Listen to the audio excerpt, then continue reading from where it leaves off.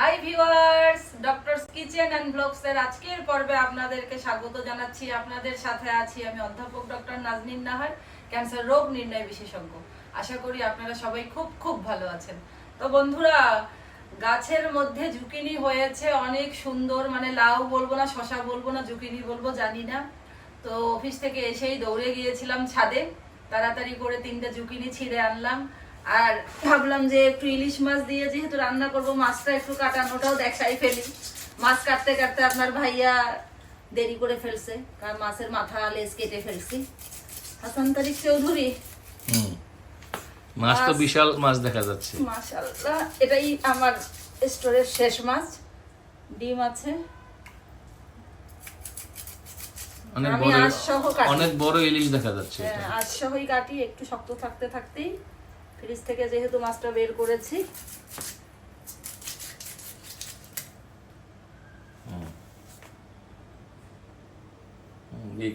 হ্যাঁ ঠিক আছে, তাহলে আমি ওয়াশ করি, আপনি কাজ করে আসেন।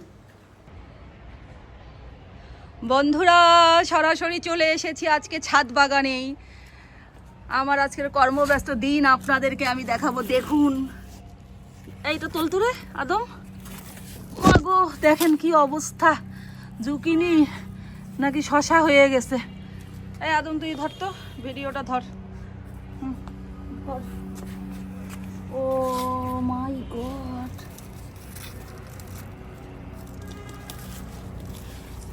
এটা কি? হ্যাঁ দাঁড়া, এদিকে আয়। আর একটা এখানে না, কোথায় এটা? এটা মা তো মা, দেখি এটা রাখি।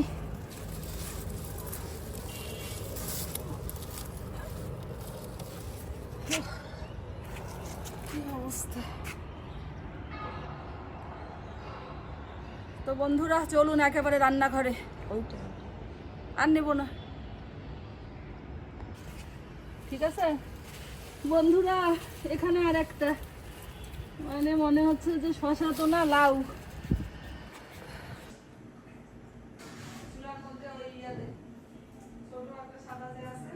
তো বন্ধুরা, মাছ কাটা শেষ, মাছ ধোয়াও শেষ। দেখুন মাছটা, দেখছেন? দেখা যায়। 2 পিস আপনার জন্য রেখে দিয়েছি, পরে ভেজে দেবো। আর মাছের আবার একটু ডিম হয়েছে, তো ডিমটা ভাবলাম ভেতরে না রেখে ডিমটার একটা ভাজা করি। ছোট ডিম, কিন্তু খুব ভালো লাগবে ভাজা করলে। আর হচ্ছে এখানে আছে আমার সেই জুকিনি, তো জুকিনিটা কাটবো। এখানে জুকিনির সাইজটা আন্দাজ করা যাচ্ছে, বোর্ডের অনুপাতে, এই ঢাকনার অনুপাতে বোঝা যাচ্ছে যে জুকিনির সাইজটা কত বড়। তো এখানে হচ্ছে, এখানে দেখেন, এখানে আমি একটু পেঁয়াজ হালকা করে ভেজে সামান্য একটু বাটা পেঁয়াজ দিয়েছি, 1/2 কাপের মতো। এখানে কি হচ্ছে? আর এখানে বাবুলি প্যান, বাবুলি চামচ, এত ছোট প্যানের জন্য ছোট চামচ, এটাও হবে। এখানে হচ্ছে আমি এখন একটু সামান্য পানি দিচ্ছি। পেঁয়াজ বাটা না দিলে আমার কাছে ইলিশ মাছটা ভালো লাগে না, কারণ ইলিশ মাছটা সিদ্ধ হয়ে যায় আগেই।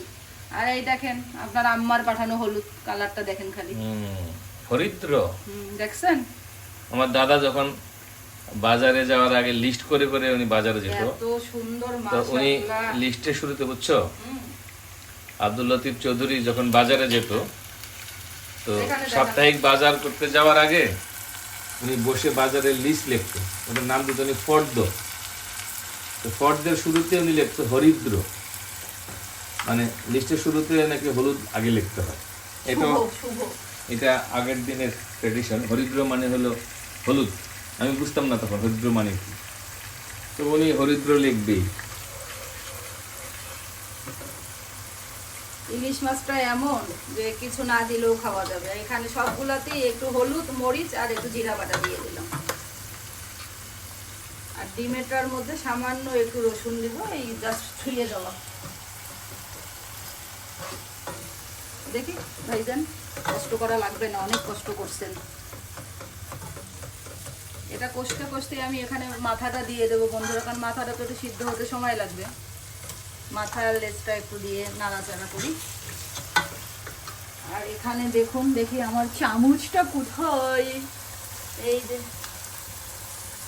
দেখছেন, এখানে এটা হালকা হালকা করে ভাজা হবে, কিছুই না।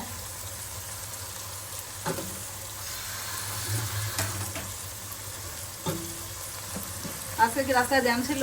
করতে আসলেন যে? না, আমিও ফাঁকাই পেয়েছি আর মাশাআল্লাহ। তো বন্ধুরা, এই যে ডেইলি জীবনের খুনসুটি, ডেইলি জীবনের দৌড়ঝাঁপ এইসব চলতেই থাকবে। তার মধ্যে যতটুকু জীবনটাকে নিজের মতো করে এনজয় করা যায় সেটার চেষ্টা সবারই থাকতে হবে। মন যদি শুধু ভালো থাকে, মনের প্রশান্তি না, শরীরেরও প্রশান্তি, শরীরও অনেক রোগ থেকে মুক্তি পেতে পারে। যার কারণেই আমার এই ব্লগটা করা। আপনারা তো অনেকেই বলেন আপনি প্রফেসর মানুষ, প্রফেসরগিরি করেন। আমার ভাগিনা যেমন ছোটবেলায় বলতো, তুমি কেন আমার টিচার হতে আসছো, তুমি ডাক্তার, তুমি ডাক্তারই থাকো। কিন্তু আমাদেরকে তো সব কাজই করতে হয়। তো যাই হোক, আমার কথা হচ্ছে আমার এই ব্লগের মাধ্যমে এই যে একটু আপনাদের রিল্যাক্স থাকা, একটু সময় কাটানো, একটু চাপ মুক্ত থাকা, সেটাই আমার লক্ষ্য, যে ক্যান্সার থেকে 100 মাইল দূরে থাকুন, মনটা ভালো রাখুন। আস্তে আস্তে হোক, আর ওটা একটু হোক, 5 মিনিট টাইম দেন। তো বন্ধুরা, আমি এখানে একটু পানি দিয়েছিলাম, মাথাটা তো ভেতর থেকে সিদ্ধ হতে সময় লাগবে। তো এখন এখানে একে একে আমি, ন্যাকড়া তুমি পড়ে যাচ্ছ কেন, আমার সঙ্গে বিক্রি করছো কেন তুমি, মাছগুলো দিয়ে দেই। মাছগুলো দেখতে পাচ্ছেন, আমি একটু মাছটা যখন ফ্রিজ থেকে বের করি হালকা একটু মানে শক্ত থাকতেই পুরা আমি আঁশসহ কেটে ফেলি। আঁশসহ কাটলে যেটা সুবিধা সেটা হচ্ছে তাহলে মাছটা একেবারেই খুব সুন্দর থাকে টেক্সচারটা। এটা আবার ফুলটা দিয়ে দিই, ফুলটা আবার নবীদান পছন্দ করে। আর এখানে একটু ওটা দেখান সমস্যা নেই, ওটা দেখান। আর এখানে যে ধনিয়া পাতাটা দিয়ে ফেলি, এখানে মোটামুটি হয়ে গেছে। এটা শেষ মাছের ডিমটা মনে আর একটু হবে না, এটা ওই যে হালকা ভাজা হবে, শুধু হয়ে গেছে। থাকেন আপনার আরাম মতো থাকেন না আপনি, সমস্যা নেই।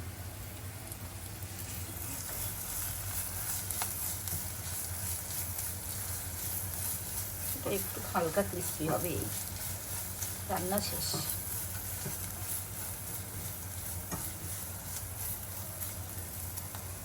ওটা দেখি, ওটা দেখুন, জুকিনিটা কেটে দেখাই। জুকিনি যে এত দেখেন, মানে এত সুন্দর, এত বড়, মানে এত বড় মনে হচ্ছে কিচ্ছু হয় নাই। মানে আমার তো মনে হচ্ছে যে এই যে এভাবে কাটবো, ট্রায়াঙ্গেল একবারেই দিতে থাকবো, কারণ মাছও সিদ্ধ হতে সময় লাগবে না, আমার মাথা আর লেজ তো সিদ্ধ হয়েই আছে। এখানে একবারে কেটে কেটে দিয়ে দিই, ধুয়ে রাখছি আগে ভাই।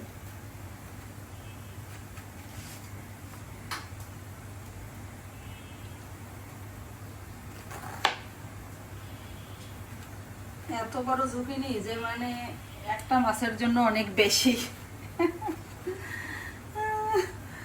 কি আর বলবো, মানে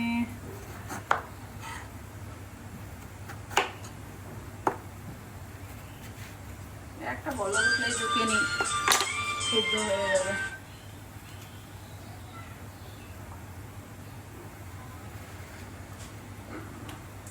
ওটা আর দেবো না, সজনের উপর বেশি হয়ে যাবে মনে হচ্ছে।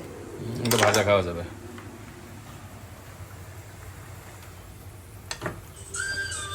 দেখুন তো ফোনটা ধরিয়েছি, এখনই খাওয়া যাবে ভাই। তো এইটা একেবারে জুকিনি দিয়ে দিলাম, জাস্ট 2-1 বলক উঠলেই শেষ হয়ে যাবে, খাবার টেবিলে দেখা হবে। আর দেখেন এটা এখন একটু ক্রিস্পি হয়ে গেছে, এটা আমি এখন আর 2-4 মিনিট পরে নামাই ফেলবো।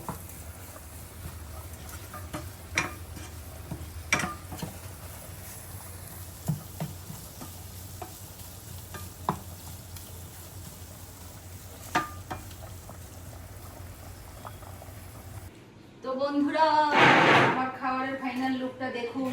হাসান তারিক চৌধুরী সহ খেতে বসে পড়েছি। আর তো টাইম দেওয়া যায় না। আর টাইম দেওয়া যায় বলেন? না, নো ওয়ে। আজকে আবার দেখি গেঞ্জিও চেঞ্জ করছে। আগে থেকে জানতেন নাকি ভিডিও করব? না না না, মানে হয়েছে কি, গেঞ্জির তো তার আর অভাব নেই। টি শার্ট বলে নাকি, এটাকে কি বলে গো জানো?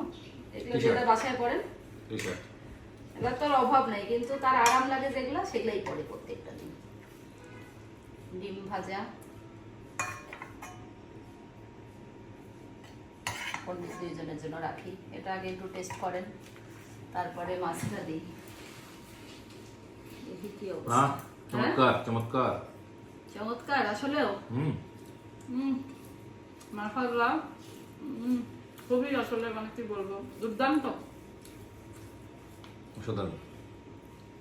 মাশাআল্লাহ। মানে আসলে কি এটুকু দিয়ে খাওয়া হয়ে যায়। আর তো দরকার নাই কিছু। এখানে বেগুন ভাজা, বেগুন ভর্তা এখানে দেখা আপনি যাচ্ছে। ইলিশ মাছের ভাজা এটা কি পছন্দ করেন, ডিমের ইয়েটা? অবশ্যই। আপনার বলে খুব পছন্দ। এটা একটু টেস্ট করে দেন। দাঁড়ান আগে।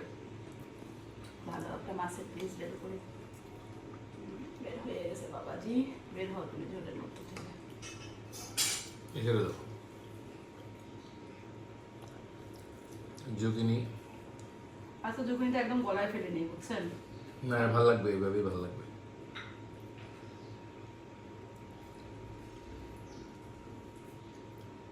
খেয়ে দেখেন, খেয়ে দিয়ে একটু তো বলেন আহ, কেমন হলো। গরম। সৌজনের আব্বা একটু ভুল হয়ে গেছে, দাঁড়ান আমি ওই মাছটা নিচ্ছি। আপনি আমি এটা না খেতে না থাকি? না না না, এটা দেন আপনি। আমি এটা নিচ্ছি, অসুবিধা কি আছে? এটা মানে হয়েছে কি একটু গলার কাছে, তো আমি তো কাটা পছন্দ করি। ওটা একটু কাটাটা কম হবে, তো ইয়ে করেই মুশকিল হয়ে যাবে। গরম অনেক। আচ্ছা, একটু টেস্টটা দেখেন না, টেস্টটার কথা বলেন। ঝোলে তো টেস্ট রয়ে গেছে না? ঝোল টেস্ট জবাব নাই ভাই, লাজবাব, অসাধারণ। ক্যামেরার দিকে তাকায় বলেন একটু। মাছটা একটু টেস্ট করে বলি। মাছ, হুম, এই যে মাছ, ও বাবা একটু গরম। মাশাআল্লাহ, সুপার সুপার, হ্যাঁ চমৎকার, দারুণ মজা।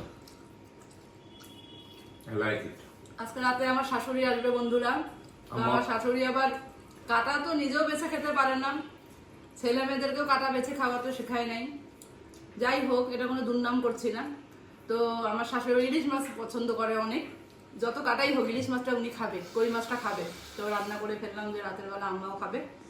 তো বন্ধুরা, এরকম নিত্য নতুন রেসিপি পেতে, অভিনব রন্ধন শিল্পকে আয়ত্ত করতে যদি আমার ভিডিওগুলো এতটুকু আপনাদেরকে হেল্প করে থাকে, তাহলে আমি নিজেকে ধন্য মনে করব।